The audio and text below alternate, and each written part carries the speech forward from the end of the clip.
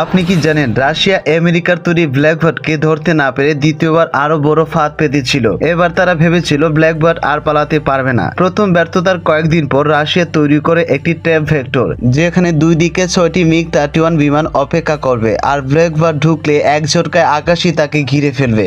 SR-71 ঠিক যেমন আগেরবার 70,000 ফুট উচ্চতায় মাক 3 গতিতে উঠছিল, কিন্তু হঠাৎ করে টেড্রোস রাডারে দেখেন এবার 3টি নয়, মোট 6টি মিগ-31 অবিশ্বাস্য গতিতে ধেয়ে আসছে। রাশিয়ার পরিকল্পনা ছিল সহজ, একদল সামনে একদল পেছনে, আর ব্ল্যাকবার্ডকে মাঝখানে আটকে রেখে ঠিক সেই মুহূর্তে ক্ষেপণাস্ত্র ছুড়ে দেবে। কিন্তু সমস্যা হলো ব্ল্যাকবার্ডকে ধরার আগে আপনাকে তার গতি ধরতে হবে, আর সেটাই কেউ পারেনি। বুদ্রু থ্যাটল পুরোপুরি ঠেলে দেন সামনে। ব্ল্যাকবার্ড সোজা টেট্রোস্ফিয়ারের দিকে উঠে যায় এবং সাথে সাথে মিগ-31 বিমানগুলো পেছনে শুকনো বিন্দু হয়ে মিলিয়ে যায়। দ্বিতীয়বারও ব্যর্থ হলো রাশিয়া, কারণ একটাই, SR-71কে থামানোর মতো দ্রুত মেশিন তখন পৃথিবীতেই ছিল না।